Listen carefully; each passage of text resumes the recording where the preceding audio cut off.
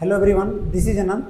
आज आप इस वीडियो में देखेंगे फैमिली ऑफ डायनासोरस के बारे में। देखिए, जैसे आप इस थंबनेल के में देख करके आए हैं, बिल्कुल वैसे ही आपको वीडियो मिलने वाला है। दैट मीन्स अगर किसी भी कन्फ्यूजन होगा, ये जो फैमिली आपके सामने लिखा हुआ है डायनासोरस के बारे में, तो ये हम आज क्लियर कर देने वाले इस चैप्टर में। जरा सा भी कन्फ्यूजन नहीं रहने देंगे।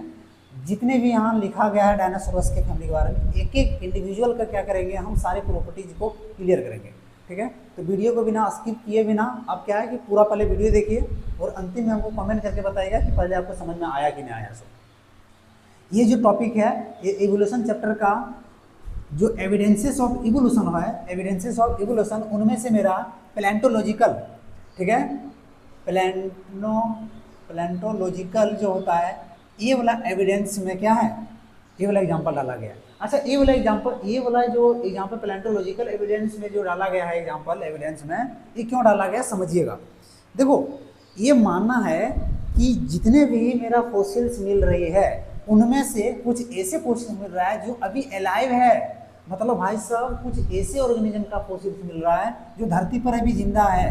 ठीक है, इससे ये साबित होता है कि बाकी जो फॉसिल्स मिल रहा है, और अगर वो धरती पर जिंदा नहीं है, लेकिन पक्का क्या हो चुकी है, वो एक्सटिंक्ट हो चुकी है। बात समझिएगा, एक्सटिंक्ट हो चुकी है, दैट मीन्स वो मर चुकी है ना। लेकिन इसका मतलब ये है कि कभी ना कभी वो धरती पर तो रहा है।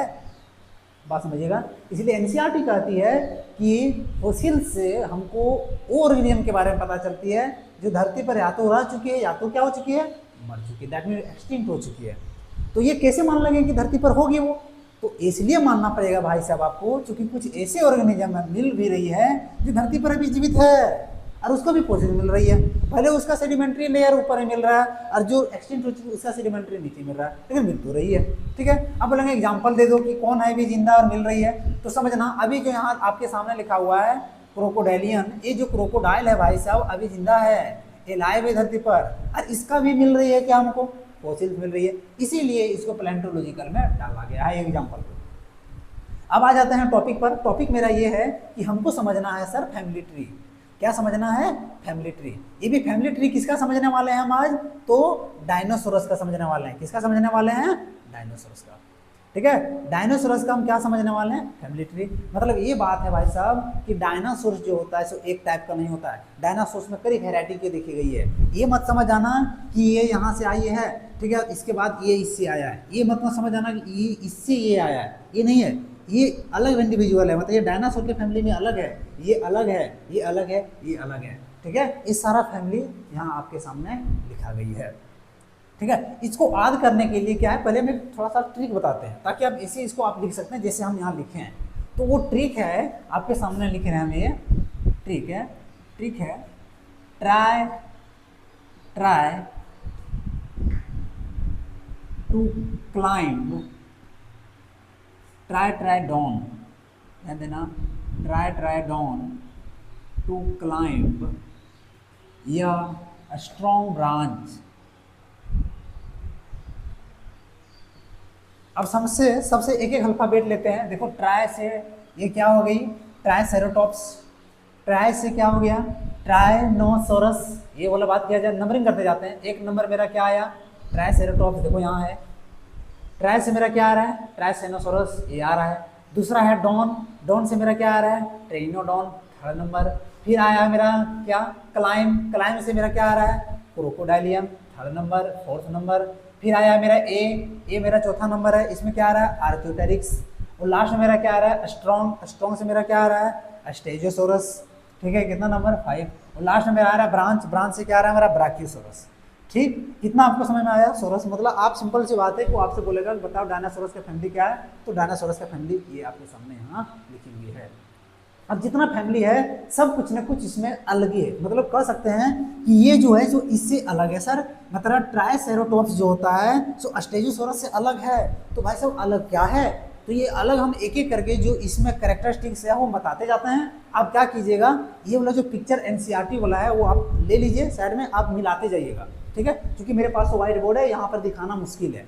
ठीक है, आप एनसीईआरटी वाला पिक्चर लीजिए और हम जो जो बोल रहे हैं आप मैच करते जाइए, सब मिलेगा। सबसे पहले हम यहाँ बात कर रहे हैं ट्राइसेरोटॉप्स का। किसका बात कर रहे हैं, ट्राइसेरोटॉप्स का। ध्यान देना,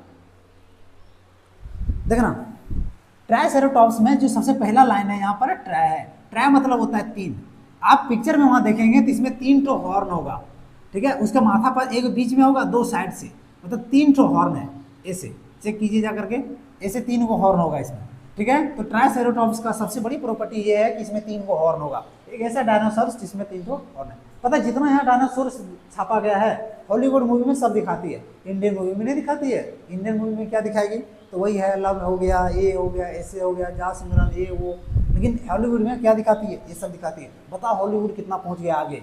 हॉलीवुड उन बातों पे, साइंस वाली बातों पे क्या करती है, बताती है। हॉलीवुड को पता है कि भाई साहब इतना टाइप का डायनासोर्स है, वो डायरेक्टर को पता, प्रोड्यूसर को पता, उसी हिसाब से दिखाया जाता है। इंडिया वाला मूवी की जैसा नहीं है, इसीलिए इंडिया वाला मूवी इतना पीछे है, पता है कि नहीं।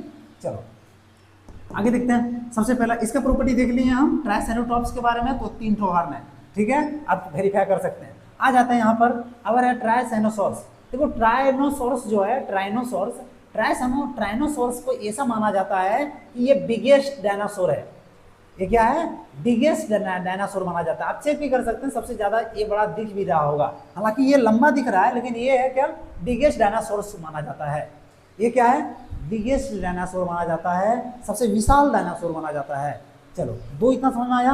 अगला प्रॉपर्टी समझिएगा ट्रेनोडोन को। इसको हम ट्रेनोडोन को समझने से पहले क्या करते हैं, पहले स्टेगोसॉरस को समझ लेते हैं। स्टेगोसॉरस के प्रॉपर्टी में आप चेक करेंगे भाई साहब, तो उसका बैक पर क्या दिखेगा, ये आपका प्लेट दिखेगी। बैक पर कैसे दिखेगी, ऐसे ऐसे प्लेट है, जाकर चेक कीजिए। बैक पर मतलब हम स्टेगोसॉरस को कैसे पहचानेंगे, तो उसका बैक में बड़ा बड़ा कांटा कांटा का जैसा प्लेट दिख रहा है, ठीक है कि नहीं, तो इसको हम ऐसे जानेंगे। आ जाते हैं ब्राचियोसॉरस। तो ब्राचियोसॉरस में देखना, इसका लॉन्ग नेक होगा, एक तो लंबा सा क्या है, गर्दन है। तो इसके बारे में सारा प्रॉपर्टी, पहला प्रॉपर्टी ये आया कि ये लॉन्ग नेक है। दूसरा प्रॉपर्टी ये है कि ये लॉन्गेस्ट, भाई साहब ये लॉन्गेस्ट डायनासोरस है। ये क्या है, लॉन्गेस्ट डायनासोरस, ये लॉन्गेस्ट डायनासोरस है। तीसरा प्रॉपर्टी देखिएगा, ऐसा माना जाता है कि ब्राचियोसॉरस जो है सो क्या था, तो ब्राचियोसॉरस जो तो हर्बीवोरस था। हर्बीवोरस कहने का मतलब सर ये जो है सो मांस मछली नहीं खाता था, केवल प्लांट वगैरह खाता था, इसीलिए इसका गर्दन लंबा हो गया था, ठीक है। लॉन्ग नेक, लॉन्गेस्ट डायनासोर माना जा रहा है क्योंकि इसका गर्दन लंबा है, चेक कर लीजिए आप। दूसरा है आपका क्या, हर्बीवोरस, ठीक है, इसीलिए क्या है हर्बीवोरस। तो ब्राचियोसॉरस के बारे में इतना आप जाने, इतना प्रॉपर्टी इसके बारे में जाने, एक प्रॉपर्टी इसके बारे में जाने, एक प्रॉपर्टी इसके बारे में जाने। अब आते हैं, ये तो कंप्लीट हो गया, एक प्रॉपर्टी इसके बारे में जाने। इसके बारे में क्या जाने सर, तो इसके बारे में जाने थे सर प्लेट्स ऑन बैक।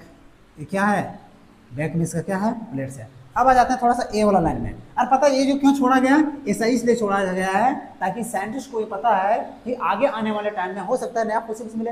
अब नया फॉसिल जब मिलेगा तो यहाँ पुट करेंगे, यहाँ पुट करेंगे, है ना। इधर भी छोड़ा गया है, यहाँ पुट करेंगे, क्या पता कहाँ पुट कर दें। यहाँ भी आगे इसलिए छोड़ा गया क्योंकि और आगे ये बढ़ सकता है, ऐसा मानना है। क्यों ना, फॉसिल्स मिल सकता है सर, फॉसिल्स मिल सकती है, चीजें जब समय बढ़ती है, कहीं मान लीजिए खुदाई कहीं स्टार्ट हुआ और हो सकता है अर्थ क्रस्ट में फिर से नया मिल जाए और वो भी डायनासोरस के फैमिली से हो, इसलिए ऐसा छोड़ा गया।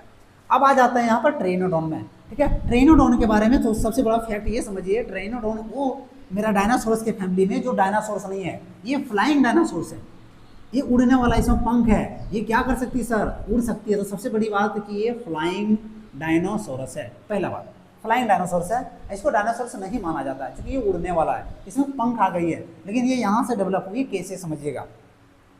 क्रोकोडाइल ये है, क्रोकोडाइल को माना जाता है रेप्टाइल्स है, ये तो रेप्टाइल्स हम जान रहे हैं। और एक ही जो मेरा डायनासोरस का फैमिली है और वो जिंदा है, तो इसका प्रॉपर्टी है रेप्टाइल्स है और जिंदा है। सबसे बड़ी बात ये जिंदा है, आप रखिएगा, ये क्या है, अभी जिंदा है, लिविंग है। अब आ जाते हैं आर्कियोटेरिक्स के बारे में। आर्कियोटेरिक्स सबसे इंपॉर्टेंट है आपके सामने यहाँ पर। आर्कियोटेरिक्स जो भाई साहब सबसे इंपॉर्टेंट माना गया है। क्यों माना गया समझिएगा। आर्कियोटेरिक्स को ऐसा माना जाता है कि अब इसको थोड़ा सा बढ़िया से जूम करके देखना फोटो में, तो इसका जो जबड़ा है ना रे, ऐसे जबड़ा में बड़ा बड़ा दांत है, ऐसे टीथ है सर। टीथ होने के बाद इसका 2 पंख है, देखो ऐसे, है ना, ऐसे दिखना। अच्छा इससे क्या साबित करती है पता, 2 पंख है, जबड़ा है। ये जबड़ा कह रहा है कि एक समय में क्या होगा, रेप्टाइल्स होगा, लेकिन ये पंख कह रहा है कि फिर ये क्या बन गया, एवस बन गया। क्या बन गया, एवस बन गया। तो एवस बन गया रहा है और रेप्टाइल से, ये दोनों के बीच में ये मिसिंग लिंक बनाती है, मतलब एवस और रेप्टाइल्स के बीच में है ये। कभी ये रेप्टाइल्स होगा फिर ये एवस में है, मतलब यही टाइम में है, यही है जो कनेक्ट करती है। किसको किसको कनेक्ट कर रही है सर, तो ये रेप्टाइल्स और इसको कनेक्ट कर रही है। किसके बारे में, आर्कियोटेरिक्स के बारे में। तो इतना था आपका आर्कियोटेरिक्स के बारे में। तो ये है आपका डायनासोरस की फैमिली। मैंने एक एक करके सारी प्रॉपर्टीज आपको बताए हैं, ठीक है, कि डायनासोरस फैमिली में क्या क्या आती है। सो ठीक है। तो ऐसे ही वीडियो अगर कोई भी पूरे चैप्टर में बात आ रहे हैं, तो कोई भी अगर टॉपिक में आपको कन्फ्यूजन होती है तो हमको कमेंट करके बताइए, उससे हम वीडियो लेकर के आएंगे, ठीक है। और हमारा कोचिंग ऑफलाइन चलती है गिरिडीह में, मेट्रोस गली में। अगर आप ऑफलाइन हमसे पढ़ना चाहते हैं तो आ सकते हैं। Thank you for watching, keep watching and keep supporting. Channel को सब्सक्राइब करना ना भूलिएगा।